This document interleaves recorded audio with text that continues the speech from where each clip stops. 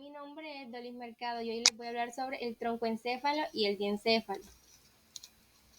El troncoencéfalo es una estructura crucial y compleja en el sistema nervioso central. Sirve como puente de conexión entre la médula espinal y las diferentes áreas del cerebro. Sirve como vía de paso para las fibras ascendentes y descendentes hacia y desde el encéfalo. También alberga los núcleos de los nervios craneales e integra las funciones de los sistemas vitales. El troncoencéfalo está compuesto por tres regiones: el mesencéfalo, el bulbo raquídeo y el puente o protuberancia. El bulbo raquídeo es la parte terminal del troncoencéfalo. Aquí se ubican los centros de funciones vitales del cuerpo, aquellos que mantienen la frecuencia cardíaca, la presión sanguínea y la respiración. Además contiene los núcleos de los cuatro pares craneales más inferiores. El bulbo raquídeo se ubica entre la protuberancia y la médula espinal. El puente o protuberancia anular es un componente del troncoencéfalo que se encuentra en la fosa craneal posterior. Este se desarrolla a partir del metencéfalo, que es una vesícula secundaria del tubo neural derivada del romboencéfalo. En un corte transversal, el puente puede ser dividido en una porción basal y en un segmento. La porción basal es la parte más voluminosa. En esta región encontramos los núcleos del puente y en el tegmento del puente podemos encontrar los núcleos de los pares craneales 5, 6, 7, así como numerosos tractos y el cuarto ventrículo. Por último tenemos al mesencéfalo. Es el segmento más corto del troncoencéfalo. Tiene funciones como la regulación de reflejos visuales y auditivos, así como la coordinación de movimientos relacionados con estas funciones sensoriales.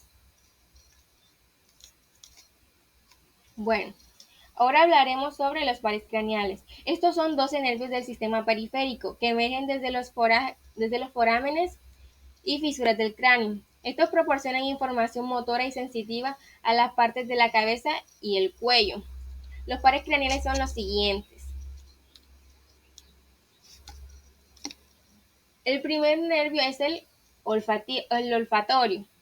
Es un nervio aferente somático especial que inerva la mucosa olfatoria en la fosa nasal, permitiendo que percibamos y reconozcamos los diferentes olores que nos rodean. Además, desempeña un papel crucial en la transmisión de información del sentido del olfato al cerebro.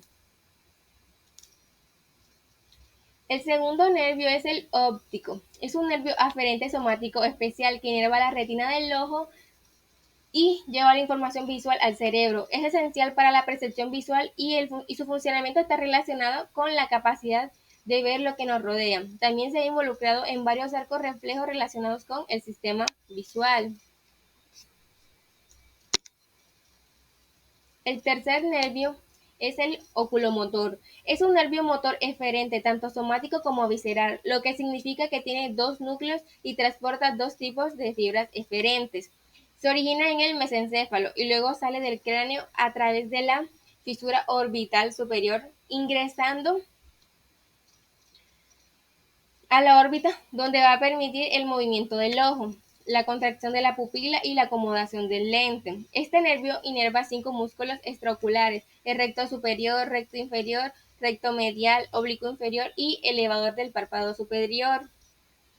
Además, es el principal nervio que inerva al ojo.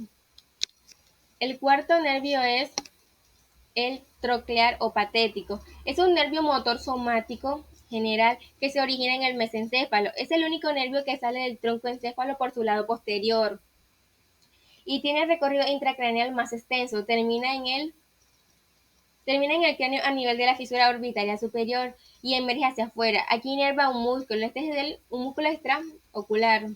Este es el músculo oblicuo superior. Es un nervio puramente motor. Es responsable de entregar estímulo eferente al músculo oblicuo superior, por lo que es responsable de la rotación interna, de presión y abducción del globo ocular. El quinto nervio es el trigémino. Es un nervio mixto, es decir, es un nervio eferente visceral especial y aferente somático general. Es el principal nervio de la cara. También proporciona la inervación motora de los músculos de la cabeza derivados del primer arco faríngeo. Se origina en 4 núcleos del tronco encefálico. uno motor y 3 sensitivos. Estos núcleos dan lugar a las raíces motoras y sensitivas del nervio trigémino. La raíz sensitiva emite al ganglio trigémino y a partir de este surgen las dos divisiones del trigémino, el nervio olfativo y el nervio maxilar, que son completamente sensitivos. De este ganglio también surge la parte sensitiva del nervio mandibular, el cual rápidamente se mezcla con la raíz motora formando el nervio completo. Estos tres nervios proporcionan la sensibilidad a la piel del rostro. El sexto nervio es el abducen. Es un nervio eferente somático general. Se origina del núcleo abducen en el puente. Este sale del tronco encéfalo desde la parte caudal de la porción ventral del puente, cerca de su unión con el bulbo raquídeo. Este es responsable de la inervación motora del músculo recto lateral, por lo que su función principal es abducir o mover el ojo hacia el campo temporal en el campo horizontal, además de facilitar el fenómeno del movimiento ocular conjugado.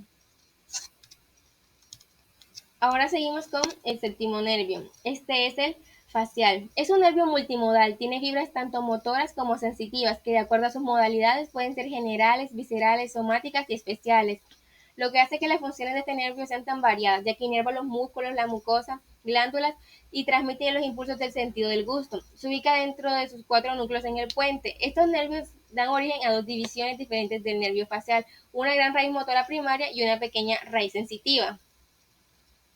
Bueno, estas dos se unen dentro del conducto facial, formando el tronco de nervio facial que alcanza la cara al atravesar el foramen estilomastoideo. Una vez llega a la cara, este inerva los músculos faciales, los cuales nos permiten realizar expresiones faciales, una parte de la lengua y el paladar blando, permitiendo sentir el gusto, la mucosa de la nariz y el oído medio, así como las glándulas lagrimales y salivares.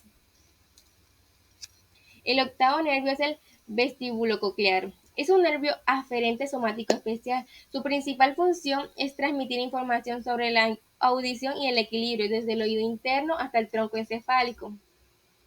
Logra esta función a través de sus dos componentes. El componente coclear pues permite escuchar, mientras que el componente vestibular participa en el balance y en el movimiento. El noveno nervio es el glosofaríngeo. Es un nervio multimodal, consta de fibras tanto motoras como sensitivas que inervan estructuras de la cabeza y el cuello, que participan en la sensibilidad general y del gusto en la cavidad oral, así como la deglución y la salivación. El décimo nervio es el vago.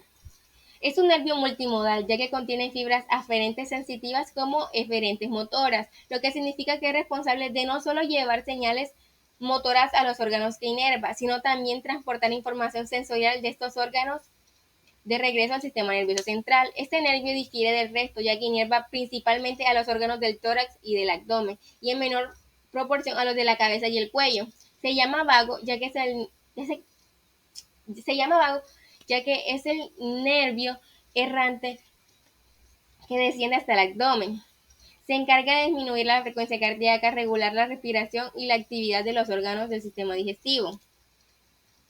El nervio 11 es el accesorio o espinal. Es un nervio eferente que se origina en el tronco encéfalo y la médula espinal. Sale del cráneo a través del foramen yugular. Su función principal es permitir la fonación y los movimientos de la cabeza y los hombros. Tiene una función motora, es decir, eferente somática general. Inerva los músculos del paladar blando por medio de su raíz craneal. Por otro lado, por medio de su raíz espinal, inerva los músculos esternocleidomastoideo y al trapecio. Por último, tenemos al nervio hipogloso. Es un nervio puramente motor que transporta fibras eferentes somáticas generales. Inerva los músculos intrínsecos y casi todos los músculos extrínsecos de la lengua. Este nervio se origina de su núcleo motor, que se encuentra en el bulbo raquídeo ventral. Este nervio es importante para el buen funcionamiento diario del cuerpo, ya que juega un rol importante en las funciones del habla y la deglución. Ahora seguimos con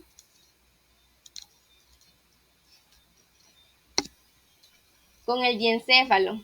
Este es un conjunto de núcleos de sustancia gris, es decir, constituye una serie de estructuras que se caracterizan por contener núcleos de neuronas en su interior. Es una región en la que se encuentra Es una región que se encuentra relacionada con prácticamente todas las estructuras cerebrales. Entre esas está el tálamo. Esta es la estructura más voluminosa del diencéfalo. Se ubica en medio del cerebro, por encima del hipotálamo y separado de este a través del surco hipotalámico de Monroe. Tiene como función transmitir los estímulos sensoriales que llegan los estímulos sensoriales que llegan al cerebro, con excepción del olfato. Para que cualquier sentido pueda ser procesado e interpretado por el cerebro, debe pasar por el tálamo, ya que es la región encargada de transmitir cada estímulo sensitivo a la región cerebral pertinente. Bueno, ahora seguimos con el epitálamo. Esta es una pequeña estructura que se encuentra delante del tálamo. Desempeña un papel importante en el desarrollo de conductas instintivas y en la elaboración de sensaciones de placer o recompensa. En su interior alberga elementos importantes como la glándula pineal y las estrias medulares. La principal característica del epitálamo es que contiene en su interior una de las glándulas endocrinas más importantes, la hipófisis. La hipófisis. Esta es una glándula endocrina que permite que las respuestas hormonales del organismo estén bien coordinadas entre sí, es decir, es una hormona que se encarga de mantener un estado de armonía entre el organismo y el entorno de la persona. Es una de las regiones por las que se transmiten rápidamente las órdenes que producen ciertas hormonas cuando se detectan ciertos estímulos en el entorno. La hipófisis no solo se limita a liberar hormonas como respuestas de estados emocionales concretos, sino que también se encarga de liberar un gran número de hormonas vitales para el funcionamiento y el desarrollo adecuado de nuestro organismo.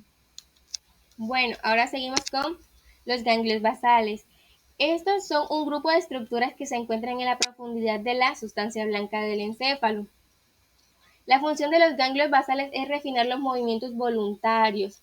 Esto se realiza al recibir impulsos de la corteza cerebral para un próximo movimiento. Bueno, ahora seguimos con el hipocampo. Este es un pequeño órgano con una forma alargada y curvada que se ubica en la parte interior del lóbulo temporal y va desde el hipotálamo hasta la amígdala.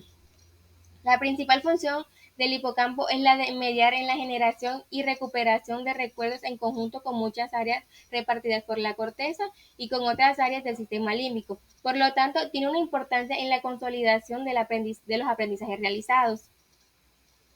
Bueno, pues por un lado permite que ciertas informaciones pasen a la memoria de largo plazo y por otro vincula el tipo de contenido con ciertos valores positivos y negativos. Ahora hablaremos sobre la amígdala. Esta es una estructura cerebral que forma parte del sistema límbico. Se ubica en el lóbulo temporal del cerebro, que consta de varios núcleos interconectados que desempeñan diferentes funciones emocionales. La amígdala recibe información sensorial de diversas fuentes, incluyendo los sentidos de la vista, el oído y el tacto, y la procesa para determinar si la información es una amenaza o peligro potencial. El núcleo accumbens. Este forma parte de un gran grupo de núcleos subcorticales denominados ganglios basales. Forma mayor parte del estriado ventral.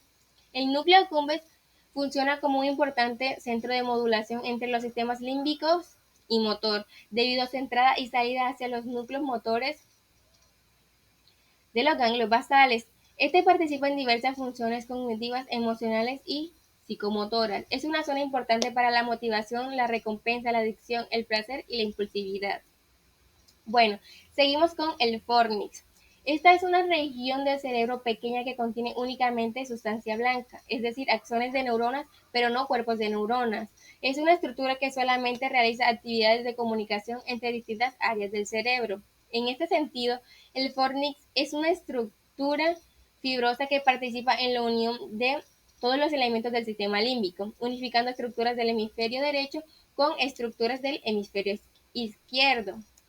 Por último, tenemos al septum. El septum pellucidum es una membrana delgada casi transparente que recorre la mitad del cerebro hasta el cuerpo calloso, desde el cuerpo calloso hasta el fornix. Está formado por una delgada estructura de dos capas que consta de sustancia blanca, algunas neuronas y vasos sanguíneos. Sus conexiones con el hipocampo y el y el hipotálamo sugieren un papel como estación de relevo entre estas estructuras. Muchas gracias.